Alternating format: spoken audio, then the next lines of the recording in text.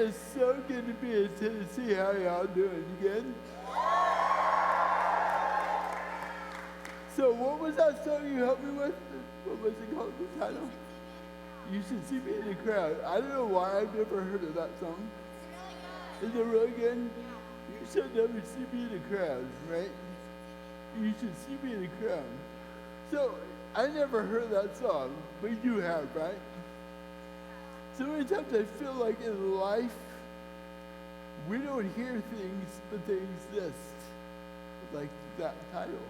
I didn't know what that title was. I never heard that song. Sometimes I feel like God whispers to our souls, and we don't hear him, what he's saying. Because we're too busy doing other things, too busy trying to figure out life. So I used to be in a wheelchair. I sat in a wheelchair for about 5 years. I never thought I would ever walk again. I have a friend named Dale. Dale has little arms, what goes to about your elbow on either side. And he has little hands and 3 fingers on each end. Dale drove a pickup truck that was a 6-shift. And I know, right? Picture that. He would scoot his seat way up to the steering wheel, and just when you think the transmission was going to fall on the asphalt, because with his little arms, he goes and he shifts, and there we go. So Dale can't pick me up because I was in a wheelchair at the time. So my dad sets me in his truck. He comes over one day and we go for a drive, right?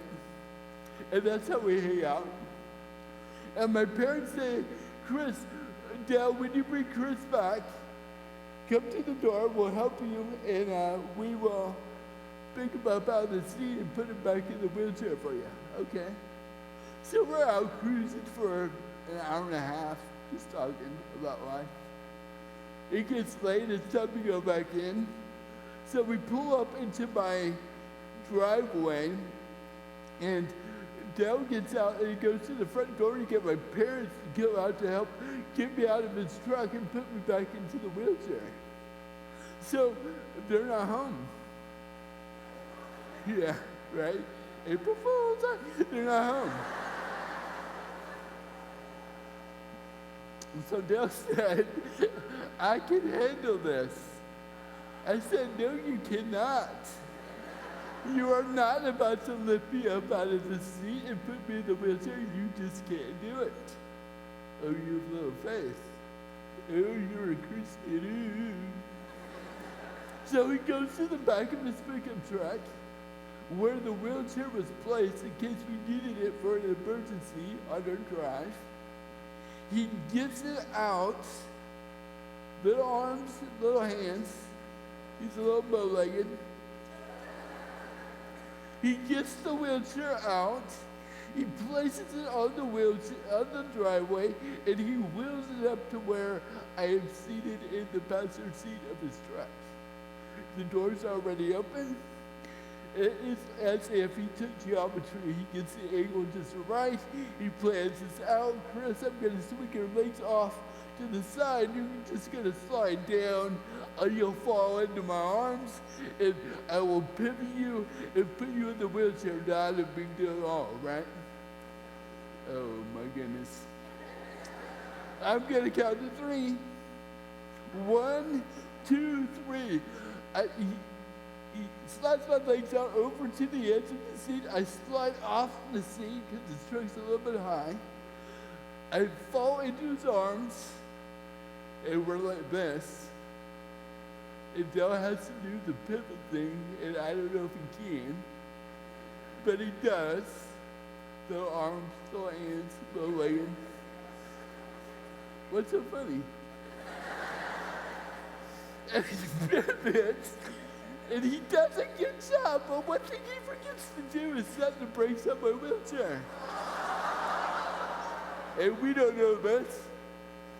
So I go for the triumphal landing. Okay, driveway's on an incline, right? Yeah, So I get and I sit out on the edge of it, and it goes out from under me, and now we're stuck. And the wheelchair's now in the middle of the street. And Dell's panicking. What am I gonna do? What am I gonna do? I'm like, Dell, take a pill, just lay me in the driveway, and we'll just wait for my parents to come back. Are you sure? Yeah. So he lays me in the driveway. My head is facing the street. You're on an incline. I'm getting a major head rush. And he's beside himself. He doesn't know what to do. No arms, no hands, no legging. And he runs off. He runs to the back door. He runs wherever he can. He's trying to get out. And an old man is walking like a Great Dane. And you know where this is going, don't you? And he's walking, and he's coming to the scene, and he sees the wheelchair in the street. And he looks at me, and Dell's nowhere to be found. He looks at me, and he says, "Can I help you?" And I'm thinking, you're 80 years old. If you try to lift me, this is going to be a heart attack moment. You will die, and it will not be good. And so his Great Dane starts jumping up and down. They're big dogs, right? And he yanks the leash from the old man's grasp, and he's just running for it. Slobber all over his mouth. And he comes to where I am, over my body, and he dogs like to sniff, right? He starts to sniff me. I don't like it when dogs sniff, because you know what that means, right? Then he lifts his leg over me. I'm kidding, that's not right.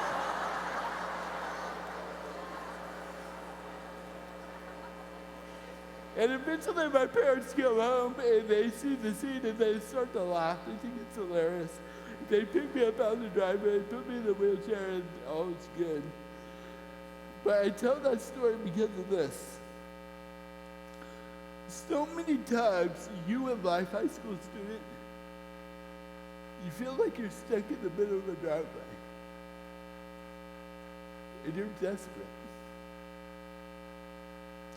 And you think there's something that's going to catch you, but you find out in life that there isn't. And what you deal with as a high school student is a lot of pressure in life. You want to try to fit in. You want to try to find meaning and purpose to your existence. And you want somebody to catch you, or something to catch you. And you want to be fulfilled. But what if what you're hoping in doesn't catch you? And you're not straight in line all by yourself, looking up. That's what's happening here in the story of Elijah. This guy is so bold that when God's Spirit moves in him, he doesn't know where he's about to go. He is so filled with God's Spirit. And he's so bold. And in 1 Kings 18, verse 21, it says, Elijah went before the people and said, "How long will you waver between two opinions? If the Lord is God, follow him. But if Baal is God, follow him." But the people said nothing. What God in your life, student, are you following right now? What things in your life are you worshiping? What things in your life are you split between? Because you cannot keep limping around life and still worship the Lord. You're either in or you're not. I get it. My life is a mess. I went to bed one night in the 8th grade. I'm looking just like you. Well, I was a lot better looking than you all, but I look like you. I can run like the wind. I talk normal. I walk normal. I hate that word normal because I don't think anybody's normal to this day. We're all weirdos.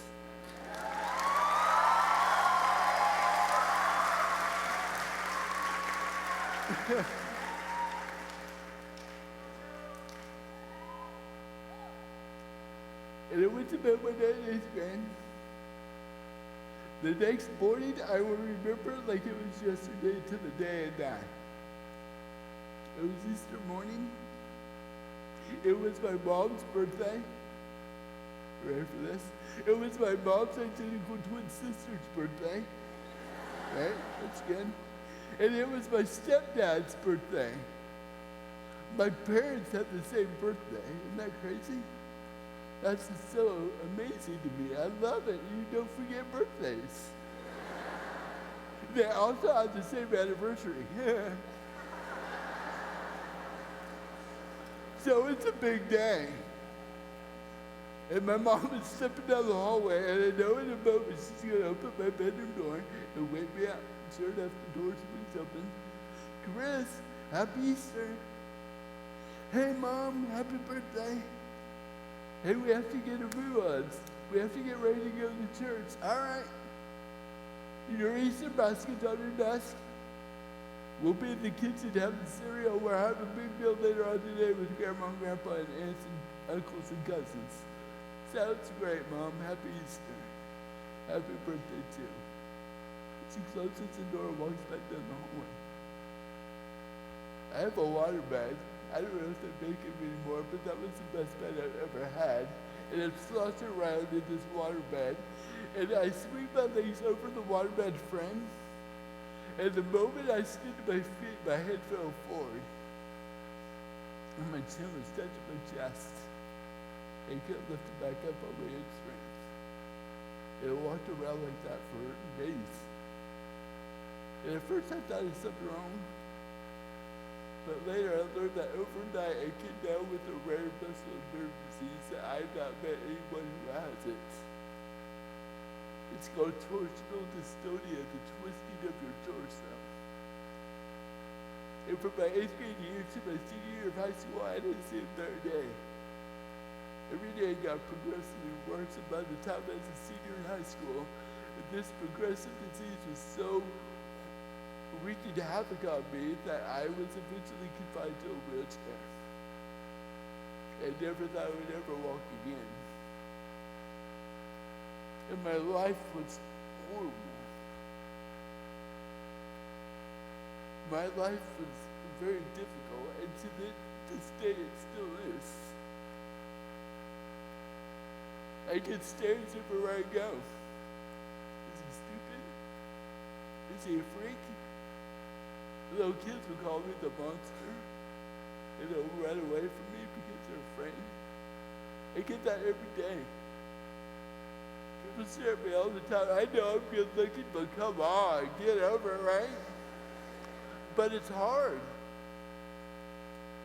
I don't feel like I fit in sometimes, but I know I do. I struggle every day with this.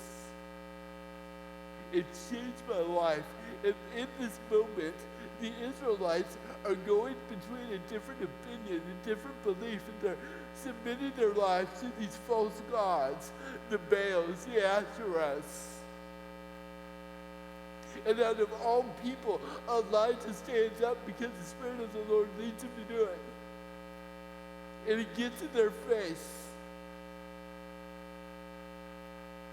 And he says, how long will this keep going on? In verse 22, it says, then Elijah said to them, I'm the only one of the Lord's prophets left, but Baal has 450 prophets, not to mention the 400 prophets of Asherah, that's 850 prophets. He says, get two bulls for us, and that Baal's prophets choose one for themselves, and let them cut it into pieces, and put it on the wood, but not set fire to it. I will prepare the other bull, and put it on the wood, but not set fire to it. Then you call on the name of your God, and I will call on the name of the Lord, the God who answers by fire. He is God. Then all the people say, what you say is good. Oh, finally they speak up. Why? Because Elijah, what you are wanting to do, it's ridiculous. And it's not going to happen. You're going to fail. So we'll go on with it just to see the reaction of your failure. God's not going to answer you in that way. And Elijah was bold because he believed. I feel like you have to be bold because God's been saying something in your ear, but you don't listen to it because you don't recognize the title of the song. You never heard it. It's because you don't listen to what he wants to say in your life. I know you're broken. I know you hide behind masks and insecurities. And you try to make yourself look a certain way when actually that's not the real you. But you're trying to fit in. My life was chaos. My life was broken. And if somebody like Elijah came into my life during the phase of my high school years when I was progressively getting worse with this muscle nerve disease, and he told me the stipulation about seeing who God is for real, I wouldn't listen to him. Because why would God allow me to go through pain? It makes no sense. Verse 25. Elijah said to the prophets of Baal, choose one of the bulls and prepare it first, since there are so many of you. And call the name of your God, but do not light the fire. So they took the bull given them and prepared it. Then they called on the name of Baal from morning till noon. Baal answered as they shouted, but there was no response. No one answered, and they danced around the altar that they had made. 2 words there, call and altar. There's things, students, in your life that you're listening to that you think is a call. It could be social media.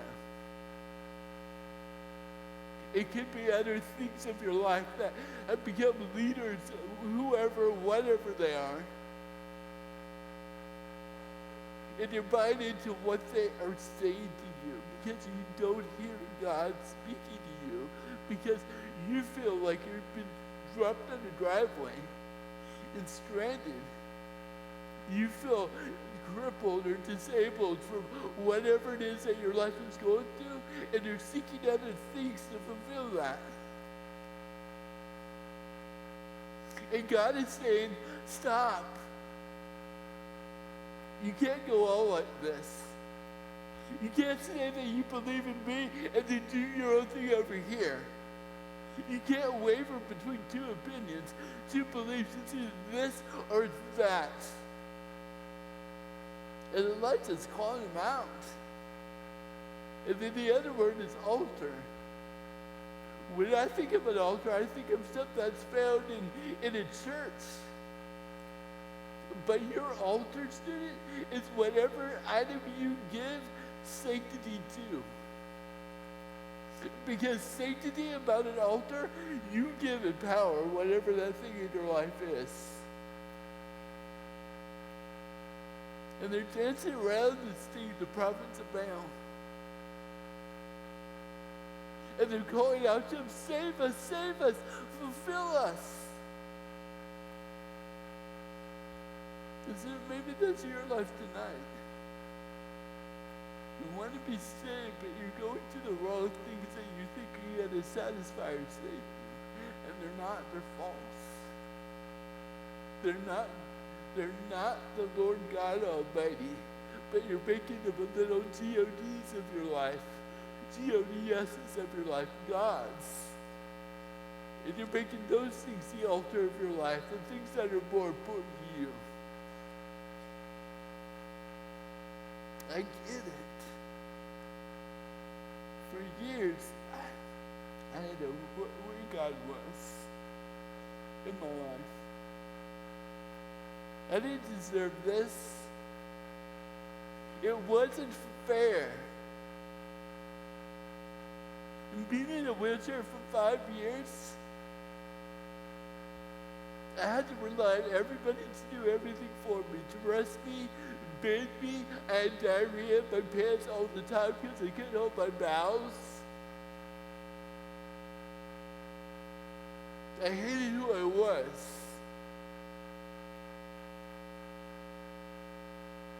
And what the Israelites are doing here, these prophets of Baals that they're going after, these other gods, these other ideas, these other things that they think are going to satisfy them because God's nowhere to be found. Remember, they're in drought. My life was in a drought for years.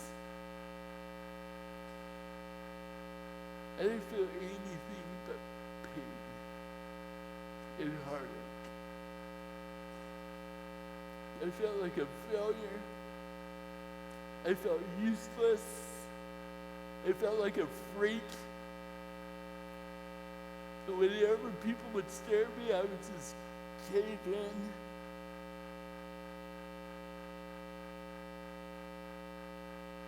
And there's things in your life that make you feel the same way, but you mask it by other means.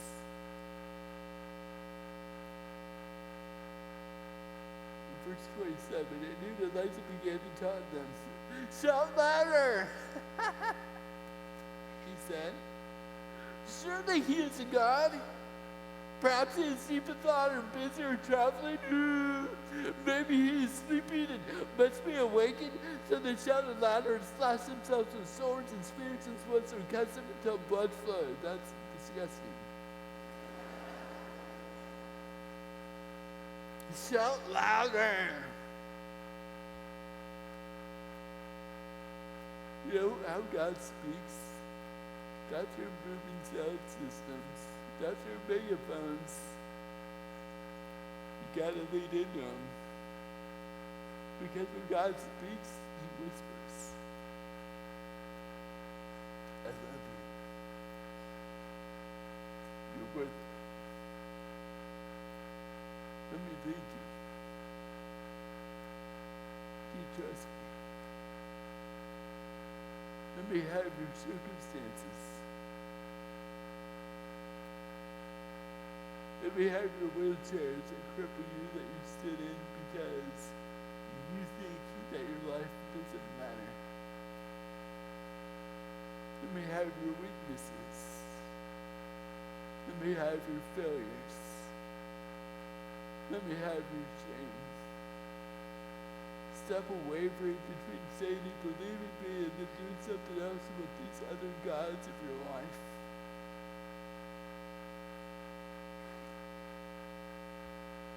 The midday passed, verse 29, and they continued their frantic prophesying until the time for the evening sacrifice. But there was no response, no one answered, no one paid attention. Then Elijah said to all the people, I love this teachable moment. Yo, come here to me. They came to him, and he repaired the altar of the Lord which had been torn down. Elijah took 12 stones, one for each of the tribes descended from Jacob, to whom the word of the Lord had come, saying, Your name shall be Israel. And with these 12 stones he built an altar in the name of the Lord and dug a trench around it large enough to hold 2 seahs of seed. He raised the wood, cut the bull into pieces, and laid it on the wood. So get this. After all that was said and done, Elijah said, I want you to pay attention to this. Come here. And as they watched, he didn't say much, but in action, he started repairing the altar of the Lord. And he used 12 stones, one for each of the tribes of Israel. And he wanted the people to watch this because he wanted them to remember. Because God is all about symbolism. God is a hopeless romantic because not in the sense that he's hopeless, but in the sense that he loves you so much that he is extremely sentimental in Scripture. He's always going to pursue you, student. Even when you don't hear him or think you don't hear him, he's whispering. Even when you feel useless, stranded on the driveway of your life, seeking help, looking for some assistance, some help, but you're going after other gods. And God keeps whispering, I'm here. And he repairs the altar.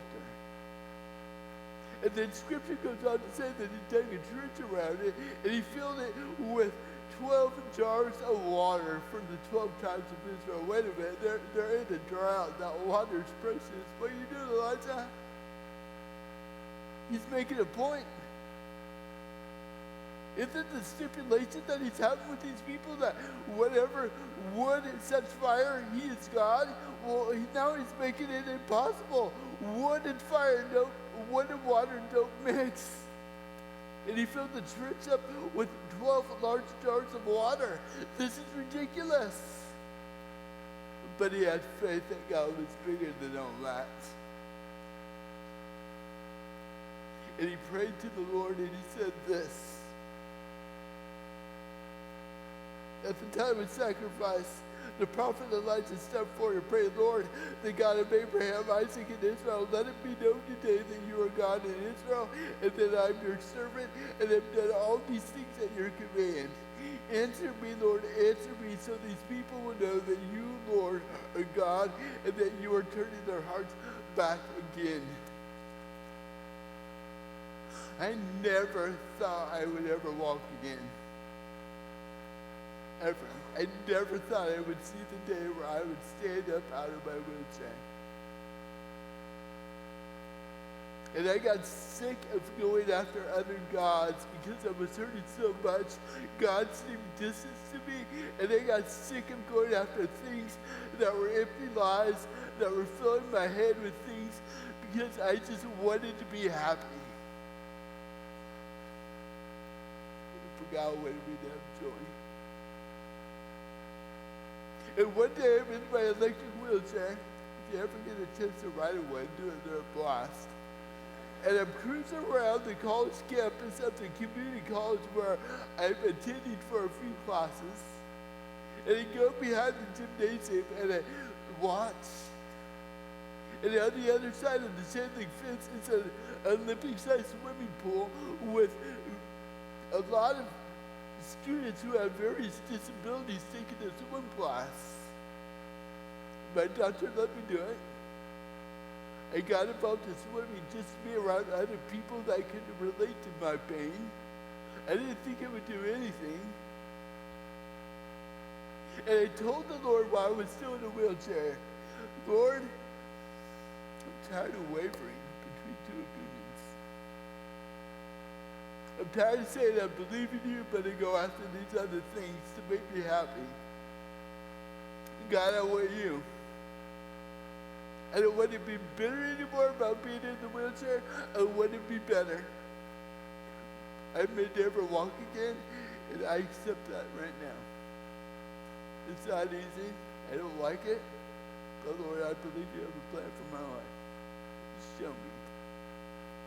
And he did. And that's what class. I started out as a life jacket. I threw it on my back for 6 months. To assist and stretch my arms and my legs out once the extent of my workout. Then I started propelling in the water with my arms, slowly but surely. And then one day my teacher gets into the water and he swims up to me. You know when people are swimming up to you and your mouth is open, you swallow water? That's what happens. I say, get away, you have cuties. Go teach other people. I'm fine, leave me alone. And she goes, today's the day. Today's the day for what? Today's the day I'm going to take that life vest off you and teach you to swim like you could when you were a little kid. I heard it. I'm doing the backstroke. And I said, today is not that day. Get away. Say, what are you talking about?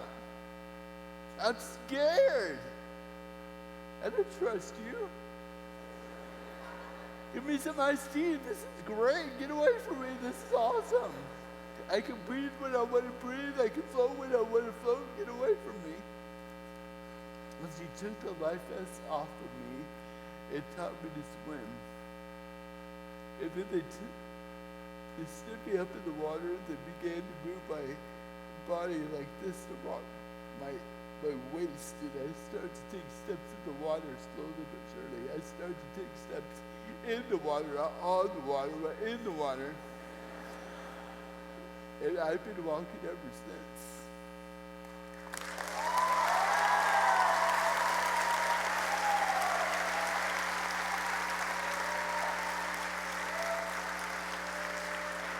And I tell people I'm healed, and I love their reaction. Healed? You're not healed, look at you. You know what I tell them? You're not healed either, look at you.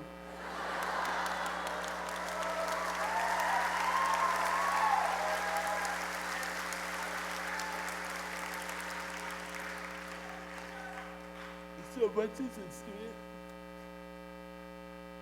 do you want to be healed tonight? What do you need to let go of and let God rule? You can't waver between two opinions. You gotta take a stand. Maybe for some of you tonight, it's a night where you take that life vest off and surrender your security and what you find security in.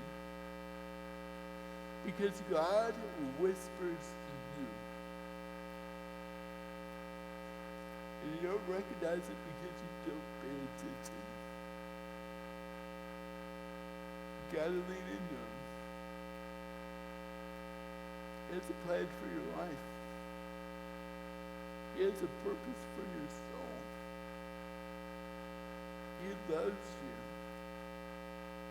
You have purpose.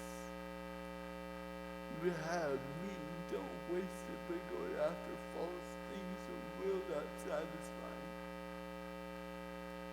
Take the life vest off. Start walking a walk with the Lord Jesus Christ. Who came to you to die for your life on the cross, so that he can be the Lord of your life and save you from sin and death. Maybe that's you tonight.